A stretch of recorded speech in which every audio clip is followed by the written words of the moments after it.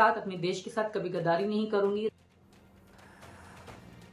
आपने सुना सीमा हैदर को, वो किस तरीके से अपनी बात सामने रख रही थी। उन्होंने कहा था कि उनको परेशान करने की और उन्हें बदनाम करने की एक साजिश का हिस्सा है। सीमा हैदर रघुपुरा से हमारे साथ लाइव इस वक्त जुड़ गई है। बहुत स्वागत है सीमा आपका।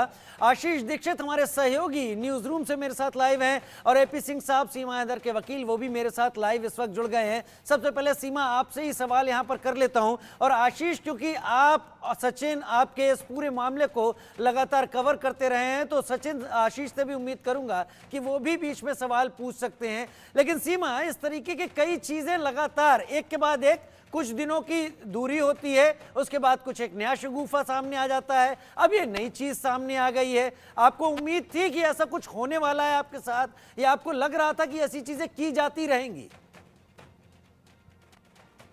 पाकिस्तानियों से मैं कोई भी अच्छाई की उम्मीद कभी भी नहीं कर सकती, ना मैंने कभी की है, क्योंकि वो जब से मैं यहाँ आई हूँ पूरा 1 साल हो गया, 1 साल से भी ज्यादा समय हो गया है। वो लोग हर तरह से मुझे परेशान, टॉर्चर करने की कोशिश कर रहे हैं। कभी कोई रीमा बना के बिठाते हैं, कभी मुझे मार खिलाने की फोटो वीडियो आइडियो चलाते हैं, कभी सचिन जी को मरा हुआ दिखाते हैं, कभी मेरे करेक्टर पे उंगली उठाते हैं, कभी बच्चों पे उंगली उठाते हैं। अलग अलग वो आरोप लगाते आए, उनसे मैं कभी भी अच्छाई की उम्मीद ना कर सकती थी, ना कर सकती हूँ, ना कर सकती हूँ।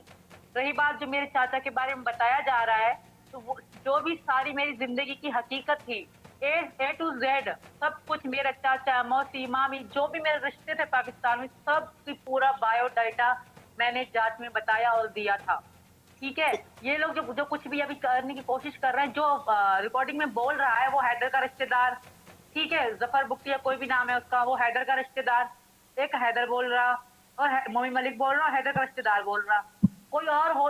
वो व्यक्ति का मतलब अगर कोर्ट में भी उसकी गवाही मानी जाती है, जो अपने रिश्तेदार ना हो, रिश्तेदार तो हमेशा उसके पक्ष में बोलता है, वो तो हैदर का रिश्तेदार है जो बकवास कर रहा है। और एक बात बताओ, मुझे पूरा 1 साल हो गया है, उनको ये अब चीजें याद आ रही हैं?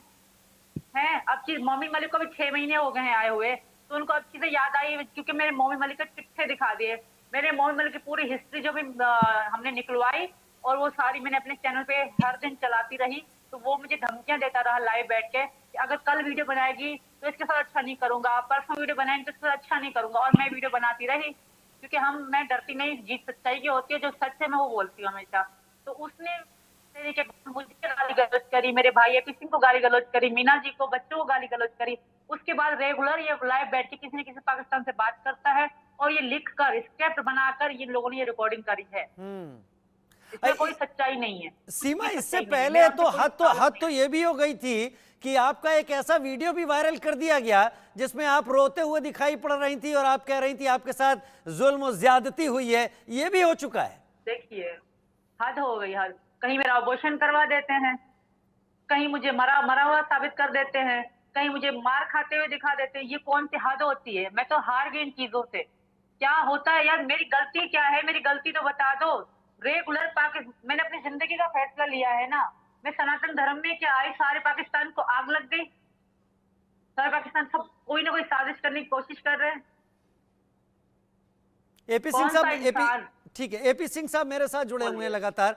एपी सिंह साहब, ये सारे वो पैंतरे हैं जिनका आपको एक बड़ा अनुभव रहा होगा, जो अक्सर मुकदमों से पहले अपनाए जाते हैं, जो सामने रखे भी जाते हैं। हालांकि हम इन वीडियो ऑडियो की पुष्टि हम कतई नहीं करते, लेकिन एपी सिंह साहब आप भी समझ रहे होंगे इन चीजों को। ये सब बुझते हुए चिराग है अपनी मजार के। इनको यही इनकी अपनी आपस के जब गिरेबान में झांकते हैं तो दिखता है गलत। पाकिस्तान का है कौन, भारत का है कौन, कौन यहाँ के हैं जो ऐसा सारा कुछ कर रहे हैं? उसकी जांच एनआईए करे।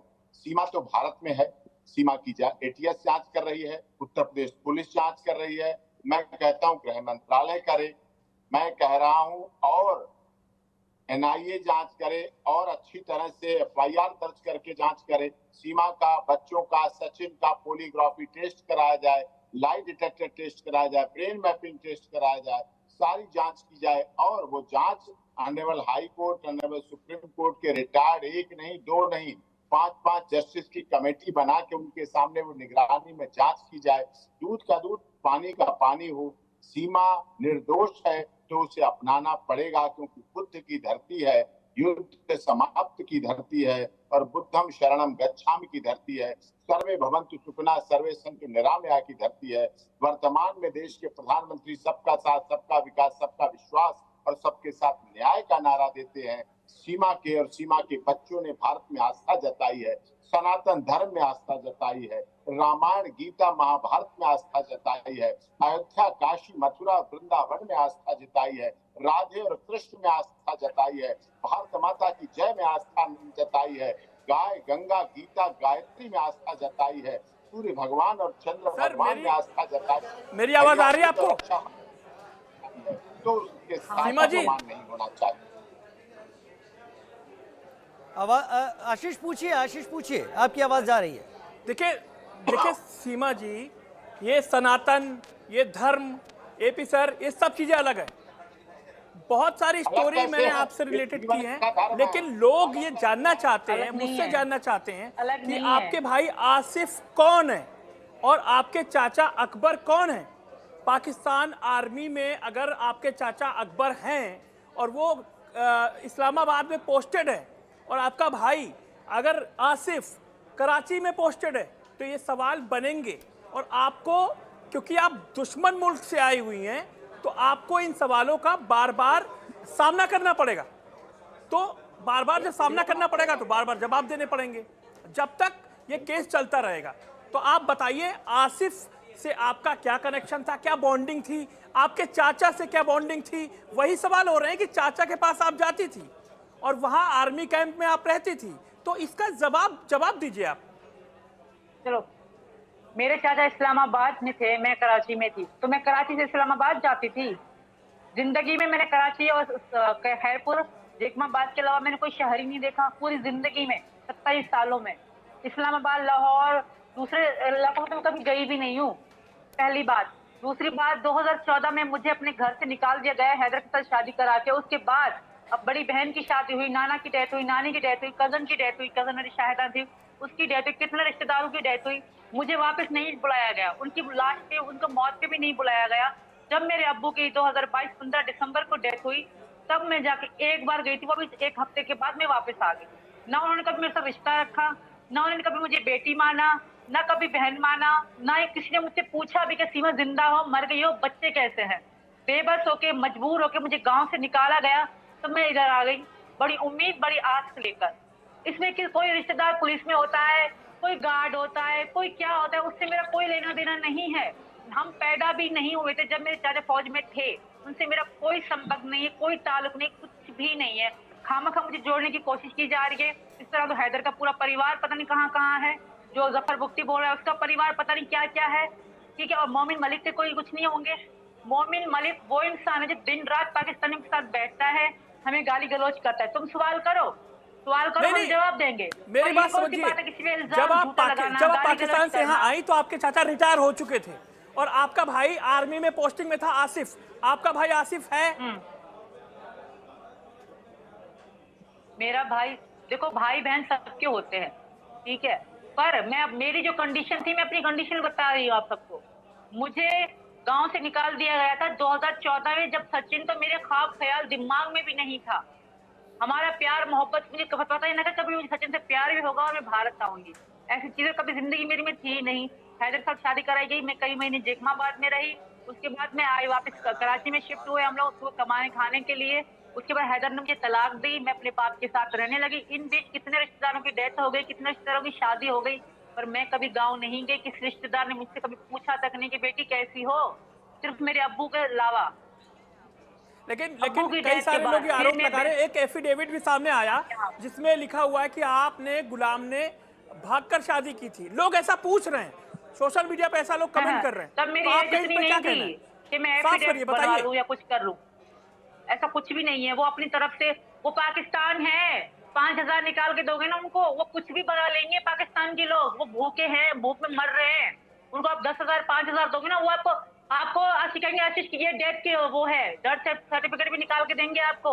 आप तो जिंदा की बात कह रहे हो, पता नहीं क्या क्या वो कर सकते। सिर्फ आप 4 पैसे दो तो सही उनको।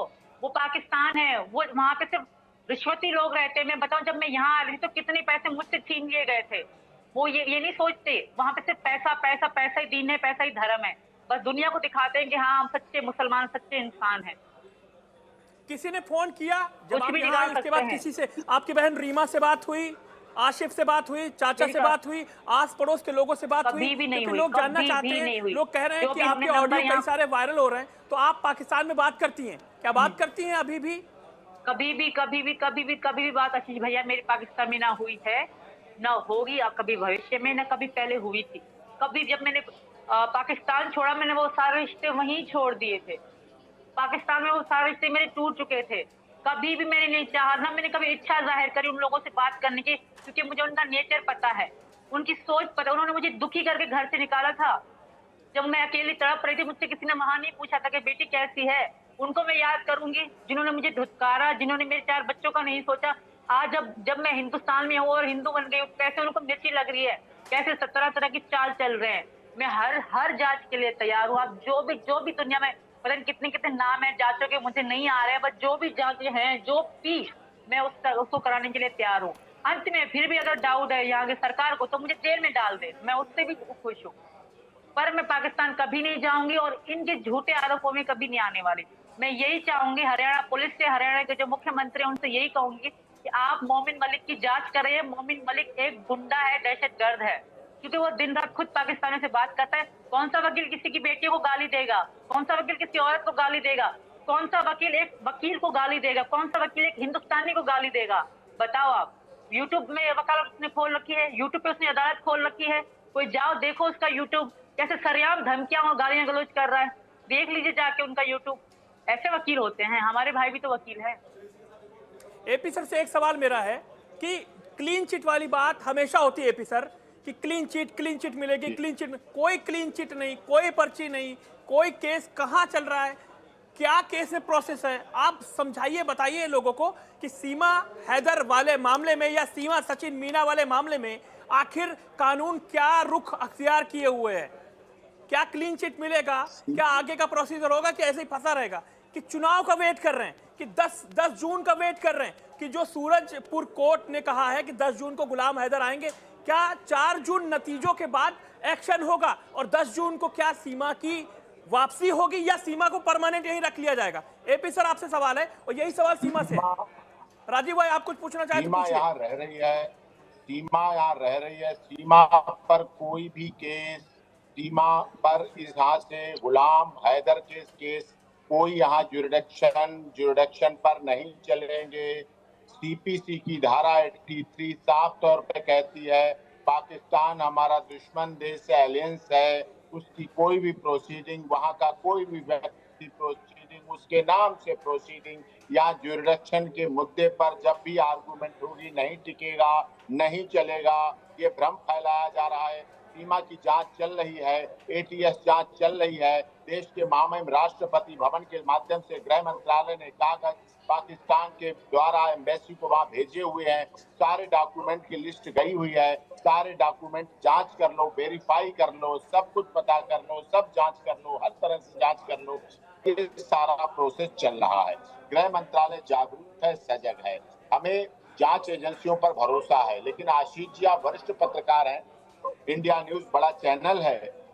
मैं आपके माध्यम से कहना चाहता हूं कि इसको सो मोटो नोटिस लेके भी गृह मंत्रालय जिन लोगों ने बात की है, जिन्होंने ऑडियो वीडियो रिकॉर्ड की है, जिन्होंने 1 साल से अधिक हो गया सीमा को रहते हुए, अब बातें बता रही हैं, जब सीमा पाकिस्तान में थी तब की बातें आज तक क्यों नहीं बताई गई, आज तक क्यों नहीं बोली गई? ये सबसे बड़े देश के खिलाफ काम कर रहे हैं, ये साजिश कर रहे हैं। एनआईए इनकी जांच करे, गिरफ्तार करे और इनकी सारी चीजों को जांच पड़ताल करके करे। सीमा की भी जांच करे, सीमा का ब्रेन मैपिंग कराए, लाइव डिटेक्टर कराए, पॉलीग्राफी टेस्ट कराए, सारे टेस्ट कराए, सब जांच कराए। जो बेहतर से बेहतर जांच हो सकती है, honourable high court, honourable supreme court के रिटायर्ड जस्टिस की निगरानी में जांच हो, गृह मंत्रालय की निगरानी में जांच हो, रक्षा मंत्रालय की निगरानी में जांच हो और जांच होने के बाद सही मानी जाए तो निश्चित तौर पर बुद्धम शरणम गच्छामि, बुद्ध का देश है,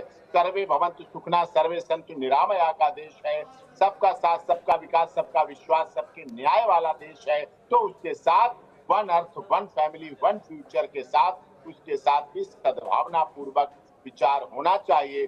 सिटीजनशिप एक्ट भी यही कहता है, जो लोग पाकिस्तान में, बांग्लादेश में और इन देशों में, जो अफगानिस्तान में हिंदू हैं, जैन हैं, सिख हैं, पारसी हैं, जो वहां से शरणार्थी बन के आए, शरण में आए, जिनका जीवन दूभर हो रहा था, जो लगातार वहां प्रताड़ित किया रहे थे, शारीरिक, मानसिक, आर्थिक रूप से प्रताड़ित किया जा रहा था, बच्चियों का धर्म परिवर्तन कराया जा रहा था, हिंदू मंदिर वहां तोड़े जाते हैं। आप देखिए ना, आंकड़े निकाल के 14 अगस्त विभाजन की विभीषिका के समय पाकिस्तान में क्या संख्या थी हिंदुओं की, बांग्लादेश में एपी क्या सिंह साहब, संख्या एपी थी? सिंह साहब, आप आंकड़े और तमाम चीजें सही रख रहे हैं, लेकिन अगर ये मामला जो सीमा से जुड़ा हुआ है, जिसमें गुलाम हैदर भी एक पार्टी की तरह सामने आने को तैयार है, उस मामले में जितने भी ये चीजें उठेंगी, इनका तो कोर्ट में ही जवाब देना होगा और फिर आपको सिलसिलेवार बताना होगा। तब ये भी आपको साबित करना होगा कि ये वीडियो या ऑडियो सही है या गलत है। बिल्कुल, उनको भी बताना पड़ेगा कि जाती थी, मिलती थी, तो अब बता रहे हो, चुनाव के समय बता रहे हो, भारत में 1 साल बाद बता रहे हो, आप तो साथ ही रहे हो, आप ये बात पहले भी बता सकते थे, सोशल मीडिया पे भी बता सकते थे। अब जब वहां से शायद प्रोसीडिंग होके इधर आ रही है, तब बताना। चलिए सर, एक लास्ट कमेंट में सीमा का ले लेता हूं, समय थोड़ा सा कम है। सीमा, क्या इस तरीके के वीडियो ऑडियो के अलावा कोई पर्सनल धमकी आपको फोन पर आई, या सचिन को आई, या रिश्तेदारों को आई आपके नाम से? सीमा, मुझे वो धमकियां सरेआम यूट्यूब पे बैठ के देते हैं। जी भैया बोले। लगातार धमकियां दे रहे हैं, सब धमकियां दे रहे हैं, जान से खत्म करने की, सर तन से जुदा करने की, बदायूं प्रकरण कर देंगे, उदयपुर वाला कांड कर देंगे। और आपने धमकियों की बात कर रही, दिल्ली के स्कूल उड़ा देंगे, एयरपोर्ट उड़ा देंगे, अस्पताल उड़ा देंगे, संजय गांधी अस्पताल उड़ा देंगे, दीनदयाल उपाध्याय उड़ा देंगे अस्पताल, सरकारी अस्पताल उड़ा देंगे, सर बच्चों के स्कूल उड़ा देंगे, 50-50 स्कूल उड़ा देंगे, गुजरात के स्कूल उड़ा देंगे। लेकिन सर यहाँ भी देखना होगा कि जो शख्स इस तरीके के ऑडियो वायरल करवा रहा है, जिसने इस ऑडियो रखे हैं, वो भी आपकी लॉयर्स फ्रेटर्निटी में से ही है और वो भी इन चीजों को रख रहा है, तो उसे भी इनकी गंभीरता और कोर्ट में इनके जाने पर उसको सच साबित करने का भी उसको भी ध्यान होगा। खैर, सीमा को लेकर ये तमाम चीजें एक के बाद एक कुछ ना कुछ दिनों पे सामने आती रही हैं। आशीष, बहुत शुक्रिया। एपी सिंह साहब, आपका